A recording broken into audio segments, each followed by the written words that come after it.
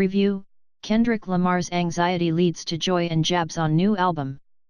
Of all the characteristics that set Kendrick Lamar apart, his blazing verbal gifts, his determined cultural politics, his resolute aesthetic modesty, perhaps the most unusual, especially in this era of hyperconnectedness, has been his particular blend of assuredness and indifference.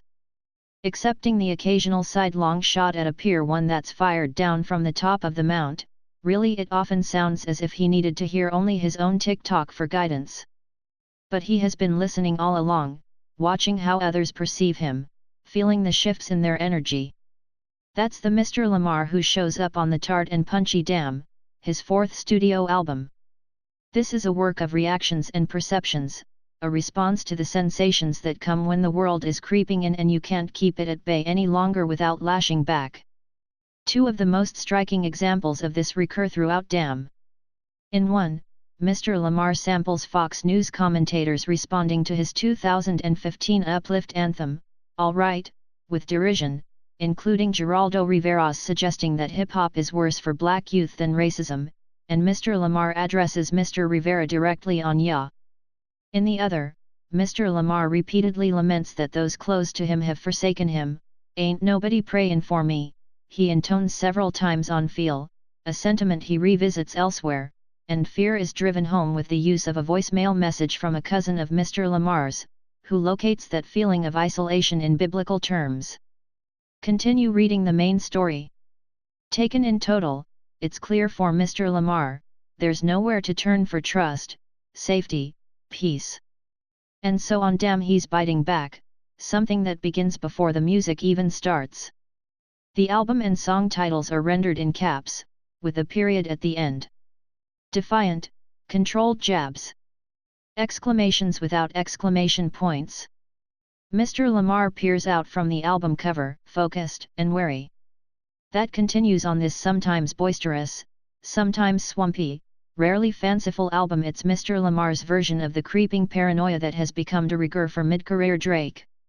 And yet this is likely Mr. Lamar's most jubilant album, the one in which his rhymes are the least tangled. On several songs, he returns to the same phrase, for emphasis, and his stories here are the most pointed. On Feel, he's watching his carefully stacked walls of protection begin to crumble. I feel like friends been overrated. I feel like the family been faking. I feel like the feelings are changing. Feel like my daughter compromised and jaded. Feel like you wanna scrutinize how I made it. He trudges a similar path on Pride, which begins with a harrowingly beautiful intro by Steve Lacy, of the group The Internet, which Mr. Lamar follows with a low, groaning flow as he details the misery of doubt. See, in the perfect world, I would be perfect, world. I don't trust people enough beyond they surface, world. I don't love people enough to put my faith in men.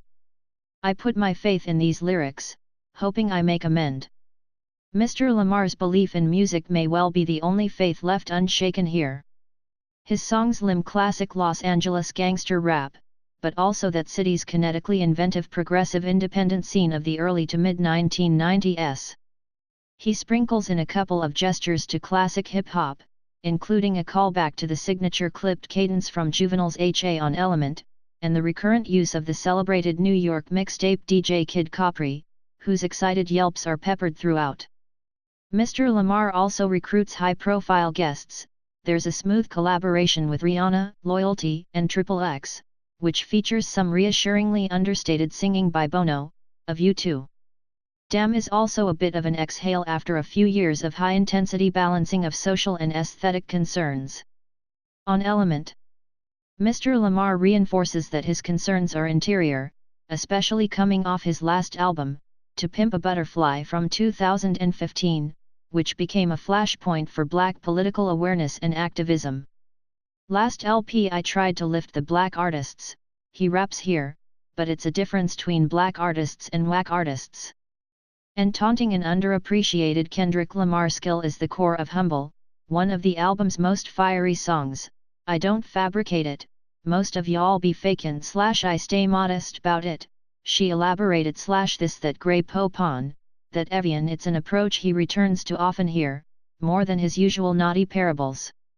Well, There is one naughty parable, Duckworth, the album's finale, which tells the apparently true story of how, decades ago, his label boss crossed paths with his father in near-violent fashion, in an incident that could have ended with bullets and tears. But everyone walked away unscathed, at least in one moment in time, in one specific place, someone was praying for Mr. Lamar.